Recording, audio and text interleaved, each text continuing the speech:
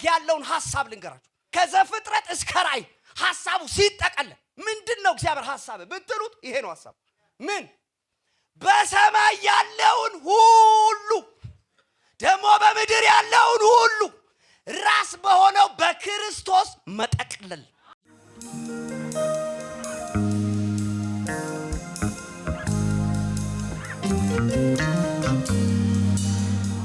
እግዚአብሔር ስም የተባረከ ይሁን። ኤፌሶን መልእክት ምዕራፍ 6 ከቁጥር 21 ጀምሮ እንደምታውቁት የአዲሱ መደበኛ ትርጉም ርዕሶችን ይሰጣል እና የመጨረሻ ሰላምታ ይላል። ሐዋርያው ደብዳቤውን ሲጨርስ ሰላምታ የሚሰጥበት እና የደብዳቤው መዝጊያ ነው። ዛሬ የኔ የማካፈላችሁ የእግዚአብሔር ቃል ክፍል የሚገኘው እዚህ ክፍል ውስጥ ነው። በጌታ በኢየሱስ ስም አነባለሁ። እንደዚህ ይላል። በምን ሁኔታ እንዳለሁና ምን እንደማደርግ ታውቁ ዘንድ ተወዳጅ ወንድምና በጌታ ታማኝ አገልጋይ የሆነው ቲኪቆስ ሁሉንም ነገር ይነግራችኋል። የእኛን ሁኔታ እንድታውቁና ልባችሁን እንዲያበረታ ለዚሁ ስል ወደ እናንተ ልኬዋለሁ። ከእግዚአብሔር አብ ከጌታም ከኢየሱስ ክርስቶስ ሰላም ፍቅርም ከእምነት ጋር ለወንድሞች ይሁን። የመጨረሻ ቁጥር እንደዚህ ይላል። ጌታችንን ኢየሱስ ክርስቶስን በማይጠፋ ፍቅር ለሚወዱ ሁሉ ጸጋ ይሁን። ደግመዋለሁ። ጌታችንን ኢየሱስ ክርስቶስን በማይጠፋ ፍቅር ለሚወዱ ሁሉ ጸጋ ይሁን። የመጨረሻ ደግማለሁ። ጌታችንን ኢየሱስ ክርስቶስን በምን አይነት ፍቅር? ጉባኤው ከዚህ በተሻለ ድምፅ የማይጠፋ ፍቅር ይበል እስቲ። በማይጠፋ ፍቅር ለሚወዱ ሁሉ ጸጋ ይሁን። ያነበብኩላችሁ ክፍል የኤፌሶን መጽሐፍ ምዕራፍ 6 ነው እና ኤፌሶንን እንደምታውቁት ጽፎታል ተብሎ የሚታሰበው ሐዋርያው ጳውሎስ ነው።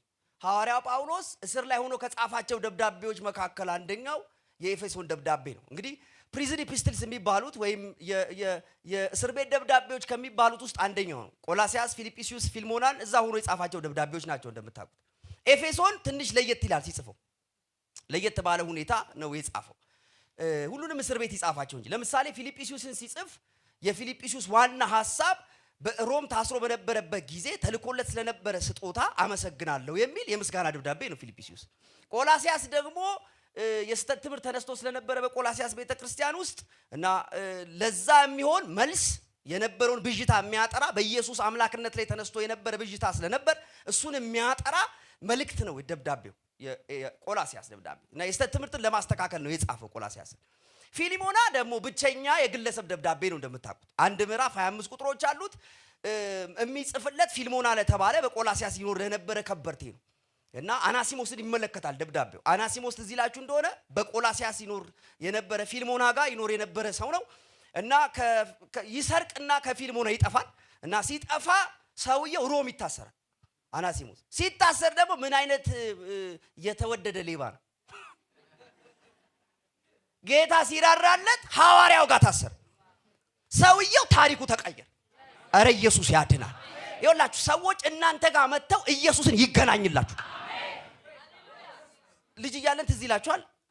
ከንትና ጋር አትዋል ይባላል አይደል? እናቶቻችን ይኸው ከንትና ልጅ ጋር እንዳትው። ለምን ከተባለ ያበላሻል። መጽሐፍም ይላል አይደል? ክፉ አመል ካለው ሰው ጋር እንዳንውል መጽሐፍ ቅዱስ ይነግረናል።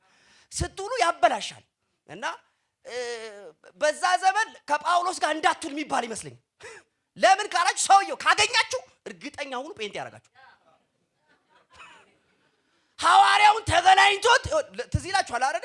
እስር ቤት ቆሞ ሮም ላይ ቆሞ ንጉሱን እኮ ሲነግረው ሲያወራ እኮ እንዴ ልትቀይረኝ ነው እንዴ አለ። ተው በቃ ወሰዱታል። ከሰማው ትቀየራል። አረ እንደዚህ አይነት ቅባት ይደቅባችሁ። የሰማችሁ ሁሉ ኢየሱስን ያገኝላችሁ። ከኢየሱስ ጋር የምታገናኙ አምባሳደር ያድርጋችሁ። ኢየሱስን ይተዋወቅላችሁ። እና ይሄ አጭበርባሪ አናሲሞስ የተባለ ሲታሰር እሱ ክፍል ታሰረ እና አገኘው፣ አወራው። ታውቃላችሁ በቃ ለወጠ። ከዛ ደብዳቤውን በሩ ብድግ አድርጎ ፊሊሞና ሆይ አናሲሞስ እንደ ድሮ እንዳይመስል አሁን ራባሺ ምናምን ጀምሯል፣ ተቀይሯል። አሁን እንደ ባሪያ ሳይሆን እንደ አገልጋይ አድርገህ ተቀበለው ይሏል። እና ሐዋርያው ካገኛችሁ ይለውጣችሁ። ኢየሱስ ያድናል። ይሄ አናሲሞስ በዚህ ምክንያት የተለወጠና በዚህ ምክንያት የተጻፈ ፊልሞና ደብዳቤ እንደምታውቁ። ኤፌሶን ለስህተት ትምህርትም ማስተካከያ አይደለም፣ የግለሰብ ደብዳቤም አይደለም፣ የምስጋና ደብዳቤም አይደለም። ከሌሎቹ ትንሽ የሚለየው ኤፌሶንን እንደምታውቁት ቤተክርስቲያኗን የመሰረታት እሱ እና በጣም ብዙ ጊዜ እዛ ተቀምጧል። ወደ 3 ዓመት አካባቢ ኤፌሶን እንደተቀመጠ ይነገራል። እና እያንዳንዳቸውን ያውቃቸዋል። የኤፌሶንን አማኞች ሐዋርያው ጳውሎስ ያውቃቸዋል። እና ያው ጥቂት ናቸው እንደምታውቁት፣ እያንዳንዳቸውን ያውቃቸዋል። እስር ላይ ያለ አንድ ነገር ሊያሳስባቸው ፈልጉ ማለት ብዙ ጊዜ ያስተምሯቸዋል፣ ብዙ ተከታታይ ትምህርት ሰጥቷቸዋል፣ በጣም ብዙ ጊዜ ጸልዮላቸዋል፣ ስለ ብዙ ነገር አውርቷቸዋል። አሁን እስር ቤት ሆኖ አንድ ድጋሚ ማሳሰብ የሚፈልገው ጉዳይ አለኝ። ያው ኤፌሶን ደብዳቤ ዘዋሪ ነው እንደምታውቁት፣ በእስያ ባለችው ቤተክርስቲያን ሁሉ ይነበባል። እና ምን ይላቸዋል ሐዋርያው? ዋናው የኤፌሶን ዋና መልእክት ተብሎ የሚታሰበው እንደምታውቁት ምዕራፍ 1 ቁጥር 10 ምን ይላቸዋል? ይኸውላችሁ በዘመን መጨረሻ ይላል ሐዋርያው። በዘመን መጨረሻ እግዚአብሔር ሊያደርግ ያለውን ሐሳብ ልንገራችሁ። ምንድነው እግዚአብሔር ከዘፍጥረት እስከ ራእይ ሐሳቡ ሲጠቀለል ምንድነው እግዚአብሔር ሐሳብ ብትሉት ይሄ ነው ሐሳቡ። ምን? በሰማይ ያለውን ሁሉ ደግሞ በምድር ያለውን ሁሉ ራስ በሆነው በክርስቶስ መጠቅለል። አሁን አንዳንድ ሰው በተለይ ተለቅ ያሉ አባቶቻችን ቴሌቪዥን ያዩና እኔ ስጠረጥር ይላሉ። እሺ ስጠረጥሩ አባ ስትሏቸው ሩሲያ ዓለምን የምትጠቀልል ይመስለኛል ይላሉ። አጠገባቸው ያለው ሰው ነካ አድርጉትና የሚጠቀልለው ታውቋል በሉት። ያዩና አንዳንድ ሰዎች ዜና በደንብ ይሰሙና ይከታተሉና እኔ ዝም ብዬ ሳይ ቻይና አካሄዷ ከባድ የጦር መሳሪያ እያዘጋጀች ነው። እኛኛኛኛ አይ ዓለምን የምትጠቀልለው ቻይና ነች። ወንድሜ መጽሐፍ እኮ እየነገረን ዓለም የምትጠቀለለው ራስ በሆነው በክርስቶስ ነው። ኢየሱስ ያድናል። ጩና እስቲ ኢየሱስ በሉ እስቲ ኢየሱስ። ዓለም በዚህ ስም ነው የሚጠቀለለው። ወደደም ጠላም ያንተ አባት ጠቅላዩ ነው። ይላችሁ ቆይ ቁማር ተጫውቶ የሚያክሰው ቁማር ጨዋታ ላይ ጠቅላይ የሚባል ጨዋታ አለ እና ትጫወቱ ጧት ሊሆን ይችላል የሚጀምረው እና ትጫወቱና ልክ ሊያልቅ ሲል ጠቅላይ ንጮት ይባላል። ጠቅላይ ንጮት ከተባለ ቀን ስትበላ የነበረውን ሁሉ አምጥተህ ቴብል ላይ ታስቀምጣል። ሁሉ ሰው እና ሁሉ በቃ መሽቷል እንሂድ ነው እና ያለው ሁሉ ያመጣል ያስቀምጣል። ከዛስ ጠቅላይ ንጮት ይባላል። ጠቅላይ ከበላ ያለውን በሙሉ ይዞ ከዛ በኋላ ጨዋታ የለም። በቃ ይዞት ነው የሚሄድ። ሐዋርያው እንደዚህ ይላል። ይኸውላችሁ አሁን ስታዩት የሮም መንግስት የበላይ ቢመስል አሁን ስታዩት ኃያላን የሚመስሉ አሉ፣ የሚጠቀልሉ የሚመስሉ አሉ። እኔ እስር ቤት ብሆን የበላይ የሚመስሉ እነ ሄሮድስ አሉ፣ ታላላቆች አሉ፣ አለቆች አሉ፣ ገዢዎች አሉ። ልንገራችሁ አንድ ነገር ላሳስባችሁ፣ ሳልነግራችሁ ደግሜ ላሳስባችሁ ደግሞ የምፈልገው አንድ ጉዳይ አለ። ምን? ዓለም የምትጠቀለለው ታውቋል። ጠቅላዩ ታውቋል። ራስ በሆነ በክርስቶስ አይደለም የምድሩ የሰማዩ ሳይቀር ይጠቀለላል። አረ ኢየሱስ ያድናል። ተገባችሁ ያለው ሰው ያዛርጉትና ያንተ ጌታ ጠቅላይ ነው በሉት እስቲ። ሰው የጠቅላይ ሚኒስትር ወዳጅ ሆኖ ወንድሜ የጠቅላይ ሚኒስትር ወዳጅ አንተ የጠቅላይ ሚኒስትር ልጅ ነህ። ዓለምን የሚጠቀልለው የሱ ጌታ ልጅ ነው። ኢየሱስ ያድናል። ያንተ ጌታ ነው ዓለምን የሚጠቀልለው። ስለዚህ ግራ አትገባ። ምንም ነገር ምድር ላይ ይፈጠር፣ መሬት ተንቀጠቀጠ ብለህ ዝም ብለህ አትደናገጥ። ምንም ነገር ይሁን ኢየሱስ ያድናል። የምትጠቀለለው ራስ በሆነው በክርስቶስ። እስቲ ኢየሱስ ጠቅላይ ነው በሉ እስቲ። ለዚህ ነው ሐዋርያው አይፈራ። በምንም አይነት ሁኔታ ውስጥ አይታችሁታል። ምንም የሚፈራው ጉዳይ የለም። ኤፌሶን ደብዳቤ ዋና ማዕከሉ ይሄ ነው። ምዕራፍ 1 ቁጥር 10 ዓለም በዘመን መጨረሻ እግዚአብሔር በክርስቶስ ነገርን ሁሉ ዓለምን ሁሉ ይጠቀልላል የሚል ሐሳብ አለ።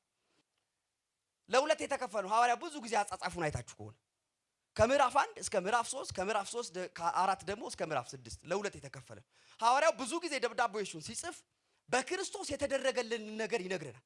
እንዲህ ተደርጋችኋል፣ እንደዚህ አይነት ናችሁ ይልና እላይ ካወጣን በኋላ ከዛስ እንደዚህ የሆነ ሰው ሊኖር የሚገባውን ህይወት ደግሞ ይናገራል። እና ተባርካችኋል ብቻ ሳይሆን የተባረከ ሰው ሊኖር የሚገባው ህይወት አለ። አጠገባችሁ ያለው ሰው ተባርካል በሉት። ብቻ ግን አይደለም በሉት። እስቲ የተባረከ ሰው በሉት። እስቲ የተባረከ ህይወት ይጠበቅበታል በሉት። ኢየሱስ ያድናል። ይሄ የሐዋርያው መመሪያ ነው። አይታችሁ ከሆነ ደብዳቤዎቹ በጣም ብዙዎቹ እንዴት ተከፈሉ። ቆላስያስን ብታዩ፣ ሮሜን ብታዩ እስከ 11 ይጽፋል ሮሜን። ከዛ ምዕራፍ 12 እንግዲህ ካለ በቃ የሆነ ነገር ሊጀምር የተነገረ ነገር አለ፣ ከዛ የሚቀጥል ነገር አለ። በዚህም መጽሐፍ ላይ በዚህም ደብዳቤ ላይ እንደዚህ ነው የሚጽፈው ሐዋርያው። ምዕራፍ 1 ምዕራፍ 2 ምዕራፍ 3 በክርስቶስ ስለሆነው ነገር ይነግረናል። ገና ደብዳቤውን ሲጽፍ አንዳንዴ ግራ ያጋባ ማለት እስር ቤት ነው ያለው ያስብላል። አሁን እስር ቤት ያለ ሰው ታስሮ የሚያውቅ አው የሆነ ሰው እንደዚህ በገሪ አሳይቶኛል እንደዚህ ብሎ እስር ቤት ያለ ሰው ክርስቲያን ደግሞ በተለይ ሲታሰር የሚለውን ነገር ታውቃላችሁ አይደል? ስትሄዱ ልጠይቁ ስትሄዱ እኛ አገልጋዮች ስለሆነ እንግዲህ ስንሄድ የመጀመሪያ የሚለው ነገር እባካችሁ ምን በሉልኝ ጸልዩልኝ ነው የሚለው። ጤናማ ክርስቲያን እኮ እዛ በሳምንት ደግሞ ስታዩት መልሳችሁ እንዴት ነው እየጸለያችሁ ነው ወይ ይላል። 3 ወር ምናምን ስትሄዱ ቆጣ ሊል ይችላል። የጸሎት ህብረቱ ተበተነ ወይ ይላል። ምን እየሰሩ ነው ምናምን ይላል አይደል? ደጋጋሚ የሚጠይቃችሁ ነገር ምንድነው? ጸልዩልኝ ነው። ሐዋርያው እኮ በጣም እኮ የሚያስደንቅ ሰው እስር ቤት ነው 4 በ4 የሆነች ክፍል ውስጥ ሆኖ እንደዚህ ይላል። አባትነት ሁሉ ከሚሰየምበት ከአብ ፊት እንበረከካለሁ በውስጥ ሰውነታችሁ በመንፈሳዊ ነገር እንድትጠነክሩ እጸልይላችኋለሁ። ሰው ጸልይልኝ ብሎ ደብዳቤ በሚልክበት ሰው ጸልይ ብሎ በሚለምን እስር ቤት ተንበርክኮ ሳያችሁ መንፈሳዊ ነገራችሁ ጥሩ አይደለም። ሳያችሁ ውስጣችሁ የላላ ነገር ነው። ጫላ ሐዳሳ ሁኔታ የማይበግረው እንጂ አይነት የስሙ ጉልበት ያክኛችሁ ኢየሱስ ያትናል። እጸልይላችኋለሁ ይላል በተደጋጋሚ ሐዋርያው እጸልይላችኋለሁ እንድትበረቱ እንድትጠነክሩ እጸልይላችኋለሁ። ደብዳቤው በእንደዚህ አይነት በጣም በሚያስደንቁ ነገሮች የተሞላ ምዕራፍ 1 ምዕራፍ 2 ምዕራፍ 3 እንዳልኳችሁ በክርስቶስ ያገኘናቸውን ነገሮች ይነግረናል። እና ደብዳቤውን ይሄኛውም ሲጀምር ምዕራፍ 1 ላይ ሰላምታ ካቀረበ በኋላ በክርስቶስ በሰማያዊ ስፍራ በመንፈሳዊ በረከት ይባረክ የጌታችን የኢየሱስ ክርስቶስ አምላክና አባት ይባረክ። አሁን ከእስር ቤት አይመስልም። ገለጥ አድርገህ ነገር ከእስር ቤት ነው ትላለህ። አዎ ከእስር ቤት ነው። አጠገባችሁ ያለው ነካ አድርጉትና የተረጋገጠ ነው ከእስር ቤት ነው በሉት። ተባርካችኋል በክርስቶስ ይላል። በሰማያዊ ስፍራ እናንተ የተባረካችሁ ናችሁ ይላችሁ። ምድራዊ ነበራችሁ ሰማያዊ ተደርጋችኋል። ባሪያ ነበራችሁ ልጆች ተደርጋችኋል። ሙታን ነበራችሁ ሕያዋን ተደርጋችኋል። እማጠቅሙ ነበራችሁ የሚጠቅም አድርጓችኋል። እንዲህ ነበራችሁ እንዲህ ተደርጋችኋል እያለ ይነግረናል፣ ይዘረዝርልናል የተደረግነው ነገር። ከዛ ምዕራፍ 4 ልክ ሲጀምር እንግዲህ ደግሞ ይላል እንደምታውቁት በተጠራችሁበት መጠራት እንደሚገባ ትመላለሱ ዘንድ ለምናችኋል። ምዕራፍ 5 ደግሞ ይቀጥልና እንግዲህ ደግሞ እንደ ተወደዱ ልጆች እግዚአብሔርን የምትከተሉ ሁኑ። ደግሞ አጠገባችሁ ያዝ አድርጉትና የመጨረሻ እንደ ተወደደ ልጅ እግዚአብሔርን የምትከተሉ ሁኑ በሉት። ይኸውላችሁ እኔ ታላቅ ወንድም አለኝ እና ታላቅ ወንድሜ በጣም ብዙ ጊዜ ይናገራል። ምሳሌ ልጅ ያለ ከቤት ሲወጣ ከኋላ ከተለዋል። በቃ ዝም ብዬ እኮ ደስ ይለኛል መከተል እና ከኋላ የመጨረሻ የሚያበሳጨው ነገር አትከተለኝ ይለኛል። እኔ ደግሞ ከኋላ በቃ እና ተበሳጨ። እና ደግሞ እሱ ብቻ አይደለም ከሱ እኩዮች ያሉ ጓደኞች አሉት። የነሱን ትንንሽ ወንድሞች አብረን ከኔ ጋር እኩዮን እንከተላቸው ብዬ ደግሞ አስተባብራል። እና ሶስቱ አንድ ላይ ሲሄዱ ሶስታችን ከኋላ እንከተላቸው ዝም ብለን ከኋላ እንሄዳለን። እና ብስጭት ያደርጋቸዋል። ያው ለምንም አይደለም ታውቃላችሁ። ትንሽ ልጅ ከተከተለ ወሬ ሊናገር እና ከደስ ይለኛል በቃ ከተሏል። እና አንድ ቀን ስከተለው ቆያልና ተደበቁ እነሱ እና እኛ አላየናቸው። ከኋላ ሄዱ ሶስታችንን የሚያዙ። ከዛ በኩርኩም ቆጭ አድርገው አቀመሱ። አትከተለኝ ብሎ ጆሮዬን ወደ ላይ ከፍ አድርገው እያለቀስኩ ወደ ቤት መጣሁ። እቤት ስመጣ አሁን ፋዘር በህይወት የለም። እያለቀስኩ መጣሁ። ምን ሆነ ነው ሲለኝ መቶኝ ወንድም እንዴ ለምንድን ነው የመታ? ስለምትከተል ያጠፋው ነገር የለም። አዎ ጥራው ና ተባለ። አጠራ በፋዘር ፊት ቆመ። ፍርድ ሊሰጥ ነው እና ለምንድን ነው የመታው ሲለው እንዴ ሁሌ ነው የሚከተለኝ። ጧት ተነስቼ ሲሄድ ከኋላ አገኘዋለሁ እንደጥላል። ከዛ ሌላ ያጠፋው ነገር የለም ሲለው ፋዘር አይ ያጠፋው ነገር የለም። ስለተከተለ ነው የምትመታው አለው። አዎ አንተን ያልተከተለ ማን አባን ይከተል ና አለና ፋዘር ጥሩ አድርጎ እሱ ከኔ ከሱ በባሰ ደግሞ አቀመሰልኝ። በለው ተባልኩኝ። አቀመስኩት እኔ። ከዛ በጣም ተበሳጨ ምናምንና ሄደ። እንደውም አለኝ ከዛ ፋዘር ከዛሬ ጀምሮ አለው ተከተለው አለኝ። አሁን ጠብቁ። በንጋታው ጧት ተነስቶ ሲሄድ ከኋላ አትከተለኝ አላልኩም ወይ ሲለኝ አሁንማ ፈቃድ ተሰጠኝ ተከተለው ተባለ። ድሮ ፈቃድ አልነበረ ላይሰንስ የለኝም። አሁን በላይሰንስ ነው መከተል። ይኸውላችሁ እኔ ምን እንደሚሰራ ማላቀው ዝም ብዬ በቃ ታላቄ ስለሆነ ነው እኮ በከተለው ኋላ የት ይግባ ምን ቤት ይግባ ማቀው ጉዳይ ነው። ዝም ብዬ ከተሏል። ሊያጠፋ የሚችል ነገር አይደለ? ምን ውስጥ ይስራ ምን ውስጥ ይሳተፍ ማቀው ጉዳይ ነው። ዝም ብዬ ከተላል። አሁን ይኸውላችሁ በነገራችን ላይ እዚህ በጣም ብዙ ወጣቶችን ስለማ ይሄ ዘመን እኮ ተከተሉኝ የሚል ዘመን ፎሎ አርጉኝ ይላል። አሁን የገባችሁ ተከተሉኝ ነው አይደል? ላይክ አርገኝ ፎሎ አርገኝ ፎሎ ብታረገኝ ፎሎ ክፈቱ ፎሎ። ሐዋርያው ከረጅም ዘመን በፊት ማንን እንደምትከተሉ ነግሯቸው እንደተወደዱ ልጆች እግዚአብሔርን የምትከተሉ ሁኑ። አጠገባችሁ ያለውን ያዛርጉትና እግዚአብሔርን ፎሎ አርጋለሁ ወይ በሉት። ያዛርጉት እግዚአብሔርን ነው የምትከተለው አንተ በሉት። አትከስርም በሉት። ጌታን ተከትለ አትከስርም በሉት። እሱን ፎሎ አርጋ አትከስርም በሉት።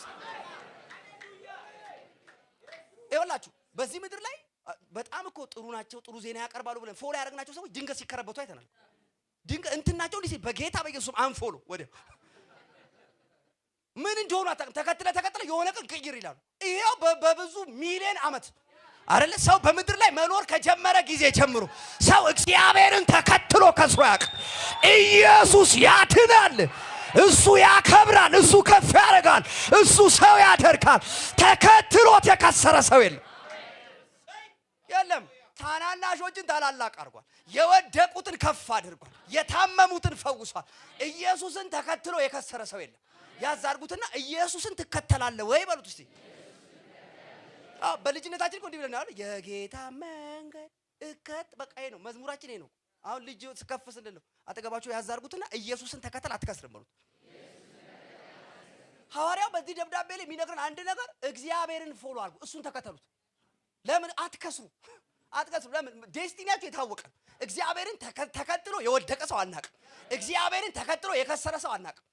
ታውቃላችሁ? ይኸውላችሁ እቺ ልጨምርላችሁ። የሚገርማችሁ እስራኤል ሕዝብ ትዝ ይላችኋል ከግብጽ ባህር ሲወጣ እኮ ከግብጽ ባርነት ሲወጣ ከ400 ዓመት በኋላ ሲወጣ እግዚአብሔር ነው መንገድ የመረጠላቸው። ትዝ ይላችሁ እንደሆነ እና እግዚአብሔር በመረጠላቸው መንገድ ነው የሄዱት። ምዕራፍ 13 አካባቢ ይመስለኛል ዘጸአት ላይ ሲናገር እግዚአብሔር በመረጠላቸው መንገድ ነው የሄዱት እና የመረጠላቸው መንገድ ዙሪያ ጥምጥም ነው ይላል። በዙሪያ መንገድ መራቸው የሚል አንብባችኋል? ማለት ዙሪያው መንገድ ማለት ነው። ስትሄዱ ተራራ ነው ያለው፣ ስትሄዱ በረሃ ነው ያለው፣ ስትሄዱ ወንዝ ነው ያለው፣ መንገድ የለው። ግን የሚመራው ማን ነው? እግዚአብሔር ከሆነ የሚመራት ይደርሳል። ሰዎቹ እግዚአብሔርን አምኑ። ሙሴ እግዚአብሔር መንገድ የለም ሲሉት ዝም በሉ የምንከተለውን እናውቃለን እና እግዚአብሔርን ተከተሉ። ባህር እየተከፈለ መሄድ ጀመሩ። ኢየሱስ ያድናል። ሐዋርያው እንደዚህ ይላል፣ እግዚአብሔርን የምትከተሉ ሁኑ። ምዕራፍ 6 ላይ ደብዳቤውን ይሄን ሁሉ አውርቶ ለኤፌሶን አማኞች ነግሯቸው ሊጨርስ ሲል እንደዚህ ጌታችንን ኢየሱስ ክርስቶስን አላቸው በማይጠፋ ፍቅር ውደዱት ነው። ይኸውላችሁ አሁን በጣም የምንስማማበት ነገር አሁን ስለ ፍቅር ሁላችሁን ብጠይቃችሁ ብዙ አይነት ዴፊኒሽን አለ ዓለም ላይ። በጣም ብዙ ሰው ስለ ፍቅር ብዙ ዴፊኒሽን ያመጣል። ግን ሁላችንን ሊያስማማ የሚችል ነገር አነበብኩኝ። በጣም ብዙ የፍቅር አይነቶች አሉ በምድር ላይ። በሳይኮሎጂ ብትሉ በመጽሐፍ ቅዱስ ብዙ ነው የፍቅር አይነት። ግን ሁሉን እንደው አንድ ሊያደርግ የሚችል እንደው ፍቅር ውስጥ ሊገኝ የሚችል አንድ ወሳኝ ንጥረ ነገር ምንድን ነው ብላችሁ ስታዩ ፍቅር ዘላቂ ነው ማለት እርግጠኛ ፍቅር መሆኑ የሚታወቀው ሲዘልቅ ነው። ሳምንት ምናምን አለ እስኩፍኝ ነው ይዘልቃል። ይወላ አሁን ብዙ እንደውም እየተከታተለ የነበረው እንትን ነበር ተከታታይ ፍቅር እስከ ምንድን ነው? እቺንማ ታቋታላችሁ ቢያንስ እንተጋገዝ እንጂ ፍቅር እስከ ምንድን ነው? እስከ መቃብር ነው። እስከ መጨረሻ ነው። ይኸውላችሁ እቺ ላስረዳችሁ። በጣም በቃ ፍቅር የሚገባን በዚህ ነው። እኔ አግብቻለሁ። በጣም አፍቅሬን ያገባሁት ጌታ ይባረክ። በጣም እዚህ መታ ስለምታገለግላችሁ አይሚቲን ታውቃታላችሁ። እና ስለ ፍቅር ትንሽ ከዛ ይገባችኋል። በደንብ ነው የሚገባችሁ። በቃ ልባችሁ ውስጥ ጠብ እንድትልልኝ ነው ዛሬ። ፍቅር ምንድነው ብለናል? ዴፊኒሽን ያስቀመጥነው እስቲ ዘላቂ ነው በሉ። ፍቅር ዘላቂ ነው። ሁላችንም ሊያግባባ ቢችል አሁን በጣም በፍቅር አብረን ያሳለፍንባቸው ጊዜያቶች 4 ዓመት 3 ዓመት አካባቢ ይሆናል ከመጋባታችን በፊት እና በጣም ነው ወዳት በጣም ነው ያፈቀርኳት አስቡ። እና በጣም ተዋደናል። ቸርች ፕሮግራም እንካፈልና ማታ ፕሮግራም ሲያልቅ ልሸኛት ሄዳለሁ ሰፈሩ እና ሩቅ ነው ሰፈሯ ከቸርቻችን ማለት 4 ዓመት ሸኝቻለሁ እኔ ጓደኛችሁ አይታወቀኝም እሄዳለሁ ዝም ብዬ እና በሯ ጋር ደርሳትና በር ኳኳኳ አርጋ በር ሲከፈትና ግቢ ቻው በቃ ቻው ነገ እንገናኝ ቻው ብዬ ዳሞ ገባና በቃ ጌታዊ መቼ ነው አብረን ምን ኖሮ እያልኩኝ ይመጣል ወደ ቤት አይታወቀኝም መንገዱ። 4 ዓመት ሙሉ መጥቻለሁ።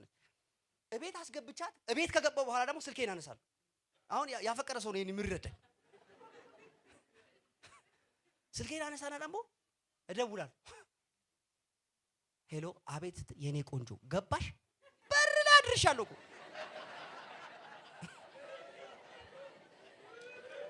ፍቅር ያዘው ሰው ያስታውቃል።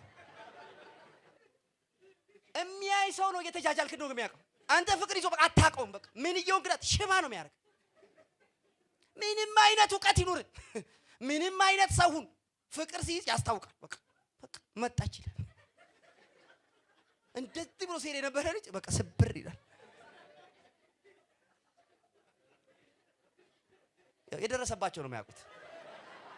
4 ዓመት ሙሉ ሲሸኝ አንተ ሄጄዋለሁ ይሄን ኪሎ ሜትር ቢሰላ ዝም ብሎ ቢዘረጋ ድንበር አቋርጣል። ተመላልሻለሁ ነው የምልህ ለወደድኳት ልጅ እና ልንጋባ ስንል አንድ ነገር ነገርኳት። እዚህ ምድር ላይ ካንቺ የተሻሉ በጣም ብዙ ቆንጆ ሴቶች አሉ። እዚህ ምድር ላይ በእውቀት የሚበልጡሽ፣ በብዙ ነገር በስፒሪቹዋል በመንፈሳዊ ነገር በብዙ ነገር የሚበልጡሽ ብዙ ሴቶች አሉ። እኔ አንቺን የመረጥኩበት ምክንያት አልኳት፣ እኔ አንቺን ስላፈቀርኩሽ ፍቅር ነው ያያሰኝ ነው። አንተ አየህ መልክ አይደለም ያየሁት ተገድጄ ነው። ፍቅር ሲይዛችሁ እንዲህ ነው የምትሉት። እንትኑ ምንዋን ወደድከው ስትባል እኔ አይገባ የምትናገሩት ነገር የለም። በቃ ወድጃታለሁ ነው መልሳችሁ። ኢየሱስ ያድናል። ይኸውላችሁ መጽሐፍ ቅዱስ ውስጥ አንድ ያፈቀረ ሰው ላሳያችሁ። 2ኛ ሳሙኤል መጽሐፍ ምዕራፍ 13 ላይ ያለ አምኖን ይባላል። ትዝ ይላችሁ ነው። አምኖን ፍቅር ያዘው እና ፍቅር ያዘኝ አለ እና ታመመ ይላል። ጥቅልል ብሎ ተኛ። የኔ እናት ነው ብለሽ ትላለች። እህቶች አሉ 3 እህቶች እና ወጣት እያሉ ገና ልክ እንዲህ ተኝተው ምናምን ካገኘች ክፈቺ አልከፍትም ምናምን ካለ ፍቅር ያዘሽ እንዴ? ሴቶች ደግሞ ጥቅልል ብለው ነው የሚተኙት። እና ያዘው ታመመ ይላል። ከዛ ከሳ ይላል። ያ ከሳ የዘንድሮን አላውቅም። የዘንድሮ ድቡልቡሉ ሊያደርግ ይችላል። ያ መክሳት ጀመረ አምኖ። ከዛ ጓደኛው ልብ አለው ምን ሆነ አላለው ሲለው ተው በእናትህ አንተ አልደረሰብህም። ምን ሆነ አፍቅር ያለው አለ። ማንን ሲለው ትዕማርን አለ። ትዝ ይላችሁ እንዴ ምን አንተ ምን ችግር አለ? የንጉስ ልጅ አይደለ እንዴ? እንደዚህ አድርግና አንድ ክፉ ምክር መከረው። ትዝ ይላችሁ አደገኛ ምክር እና አስመጣት ይላል። እንደ ያንን ምክር ሰምታ አምጥ ምግብ እንድትሰራልህ አድርግ። ምግብ ልትሰራልህ ስትመጣ ትይዛታለህ። ከዛ ታስነውራታለህ። አለቀ በቃ። ከዛ መጣች ይላል። ምግብ እንድትሰራልህ ታደረገ። ምግብ ሰርታለህ ልታቀርብለት ስትል ያዛት። እምቢ እያለች በግድ አስነወራት ይላል። ከዛ መጽሐፍ ዝቅ ብሎ እንደዚህ ይላል፣ ቀድሞ ከወደዳት ይልቅ አጠገባችሁ ያዘው ይሄን ዲሌት አድርግ። እንዲህ አይነት ፍቅር የለም በሉት። የለም ዓለም ላይ የለም በሉት። ይኸውላችሁ ፍቅር ዴፊኒሽን አስቀምጠናል። ምንድነው ብለናል? አሁን ይኸውላችሁ አንዳንድ ፍቅር እውነተኛ አለመሆኑን የምታውቁት ነገሩን ሲያገኙት ይጠሉታል። አሁን ፍቅር ስትይዘው እየወደድከው፣ ስትይዘው እየባሰብህ፣ ስትይዘው እየጨመረ የሚሄደው ትክክለኛ ፍቅር እንደዚህ አይነት ፍቅር የወደድከውን ይዘህ ነው የምትቀጥለው። የወደድከውን ህይወትን ትሰጥለታል እስከ መጨረሻ ነው። ፍቅር እስከ ምንድን ነው? ጎበዝ ተማሪዎች እስቲ እስከ መቃብር እስከ መጨረሻ። የአምኖን ፍቅር አለ እንደ አይነት ፍቅር። አሁን ስሙኝ፣ ሐዋርያው ለኤፌሶን ደብዳቤ ሲጽፍላቸው የሚላቸው ነገር እንደዚህ ነው፣ የያዛችሁ ፍቅር ዘላቂ ነው ወይ ነው። አጠገባችሁ ያዙ፣ ከጌታ ጋር የያዘ ፍቅር ዘላቂ ነው ወይ በሉት።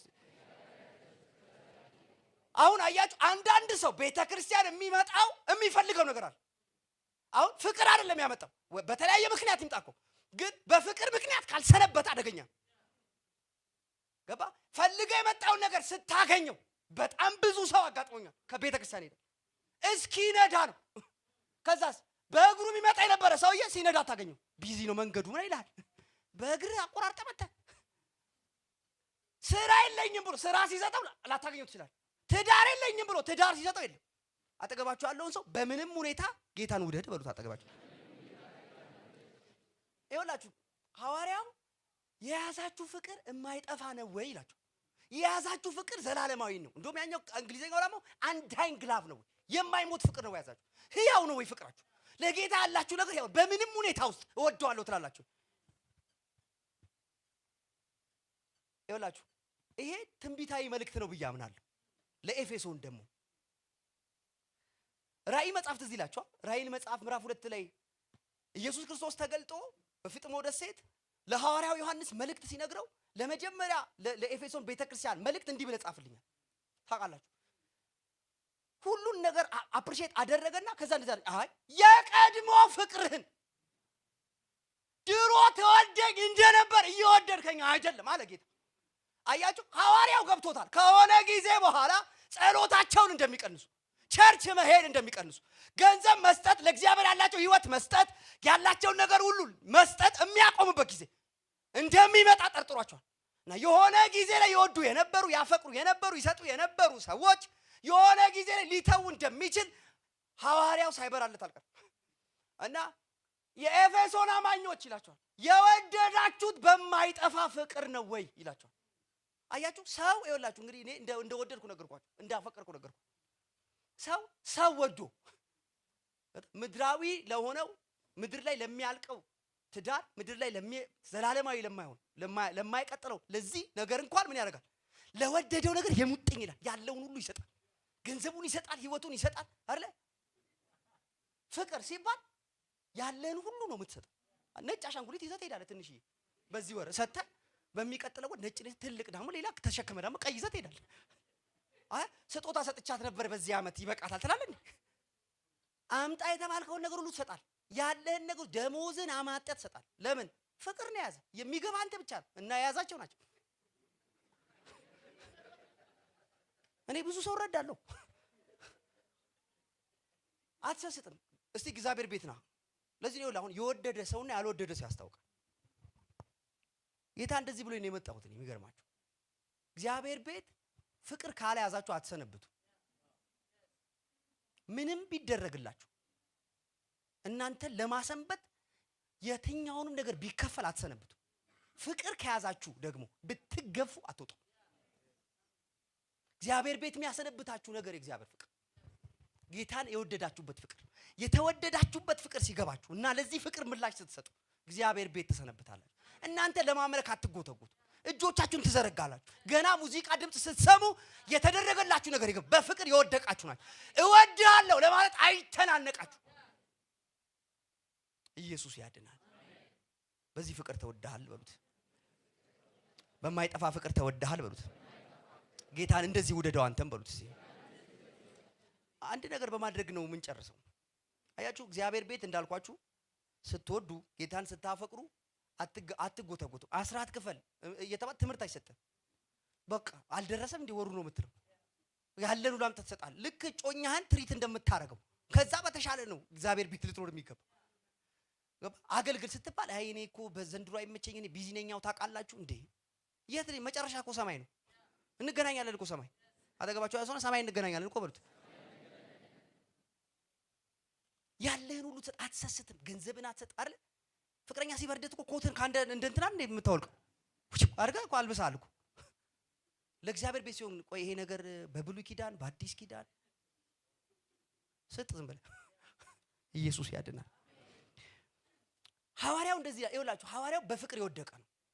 ከጌታ ጋር በፍቅር የወደቀ ነው እና ሮሜ ላይ ቅድም እንዳነብላችሁ የነበረውን ክፍል አንብበን ነው ከዛ እንጸልያለን። ዛሬ ከጌታ ጋር ያላችሁ ፍቅር ድጋሚ ይታደሳል። ጌታን የምትወዱበት ኃይል ይገባባችኋል። ኢየሱስን እየወደዳችሁ ዘመናችሁ ያልቃል። ቢሰጣችሁ ባይሰጣችሁ ቢባርካችሁ ባይባርካችሁ እግዚአብሔር በየትኛውም አይነት ሁኔታ ውስጥ እወድሃለሁ ትላላችሁ። ለእግዚአብሔር ለመኖር ልባችሁን ትሰጣላችሁ። ቤታችሁን፣ ገንዘባችሁን፣ ህይወታችሁን ትሰጣላችሁ። እሱን በመውደድ ዘመናችሁ ያልቃል። አረ ኢየሱስ ያድናል። ሐዋርያው በጌታ ፍቅር የወደቀ ነው። በእግሮቻችን እንቆምና ይሄንን ክፍል አንብበን ጸልየን እንጨርሳለን። የሮሜ መጽሐፍ ምዕራፍ 8 ከቁጥር 35 ጀምሮ ያለውን አብረን እናነባለን። ዛሬ በቃ በዚህ ፍቅር ድጋሚ ትታደሳላችሁ። የሆነ ኃይል ይገባባችኋል። ጌታን ወዳችሁ ትወጣላችሁ። የወደዳችሁትን ጌታ ከእንደገና ወዳችሁ አፍቅራችሁት ፍቅራችሁ ጨምሮ አቅም አግኝታችሁ ትወጣላችሁ። እንደዚህ ይላል። ወደ 17 ነገሮች ይጠቅሳል ሐዋርያው። 17 ነገሮች እንደው ሊለዩኝ ይችላሉ የሚላቸው ጥያቄ ነው የሚያደርገው። ከክርስቶስ ፍቅር ማን ይለየኛል? እንደው ምንድነው ሊለየኝ የሚችለው ይልና ይዘረዝርና ሚዛን ላይ ያስቀምጣቸዋል። በዚህ ጋር ጌታን የወደደበት ጌታ ደግሞ እሱን የወደደበትን ፍቅር ያስቀምጣል። ከዛ በዚህ በኩል ደግሞ ይዘረዝራቸዋል። እነዚህ ይሆናሉ፣ እነዚህ ይሆናሉ፣ እነዚህ ይሆናሉ። አረ ወደዚያ ሚዛንም አይደፋ፣ ከጌታ ጋር ሚዛንም አይደፋ። የክርስቶስ ፍቅር ይበልጣል፣ ምንም ነገር አይለየኝም ብሎ ይደመድማል። ኢየሱስ ያድናል። ስለዚህ እንደዚህ ነው የምናደርገው። ስናነበው እኔ ስልላችሁ እናንተ ከክርስቶስ ፍቅር አይለየኝም ትላላችሁ። ያስማማና ታውቃላችሁ። ሮሜ ሐዋርያው ሲጽፍ ምዕራፍ 5 ቁጥር 5 ላይ እንደዚህ ይላል፣ በመንፈስ ቅዱስ አማካኝነት የእግዚአብሔር ፍቅር በልባችን ስለፈሰሰ። አሁን ፍቅር እንዴት ያዘኝ ከጌታ ጋር ካልክ መንፈስ ቅዱስ ነው። አይተኸው አይደለም። ከ2000 ዓመት በፊት የተደረገልን ነገር የገባ በጣም ጭንቅላት በርቶላል የሚገርም ነው ምናምን ብለህ አይደለም። መንፈስ ቅዱስ ይባላል። ስለ ኢየሱስ ሲያብራራል ማልቀስ ጀመረ። ስለ ኢየሱስ ሲነግር ልብ አመነ። ስለዚህ ሰዎች እንዴት ነው ከጌታ ጋር ፍቅር የሚይዛቸው? በመንፈስ ቅዱስ ኃይል፣ በመንፈስ ቅዱስ አማካኝነት። ስለዚህ ይሄንን ልክ ብለን ስንጨርስ መንፈስ ቅዱስ ነው ፍሎ የሚያደርገው፣ የሚንቀሳቀሰው መንፈስ ቅዱስ። የሚያደርገው ነገር ምንድነው ካላችሁ የፍቅር ማህተም ልባችሁ ላይ ይመታል። ለማንም እንዳትሆኑ አድርጎ ያበላሻችኋል። ለኢየሱስ ብቻ ዘመናችሁን እንድትሰጡ ያላችሁ ነገር በሙሉ እሱ እግር ስር ተንጠፍጥፎ እንዲያልቅ ያደርግላችሁ። ኢየሱስ ያድናል። ስለዚህ ይሄንን ስል እናንተ ከክርስቶስ ፍቅር አይለየኝም ትላላችሁ። በመንፈስ ሆናችሁ በጣም ጌታን በሚናፍቅ ልብ ሆናችሁ ይሄንን አብረን እንላለን። ቁጥር 35 ከክርስቶስ ፍቅር የሚለየን ማን ነው? ከክርስቶስ ፍቅር የሚለየን ማን ነው? ችግር ከክርስቶስ ፍቅር ችግር፣ ስቃይ፣ ስደት፣ ረሃብ፣ ራቁትነት፣ አደጋ፣ ሰይፍ፣ ሞት፣ ህይወት፣ መላእክትም ቢሆኑ አጋንንትም ቢሆኑ ያለው ቢሆን የሚመጣው ቢሆን ማንኛውም ኃይል፣ ከፍታ፣ ቻዳስ፣ ዝቅታ፣ የትኛውም ፍጥረት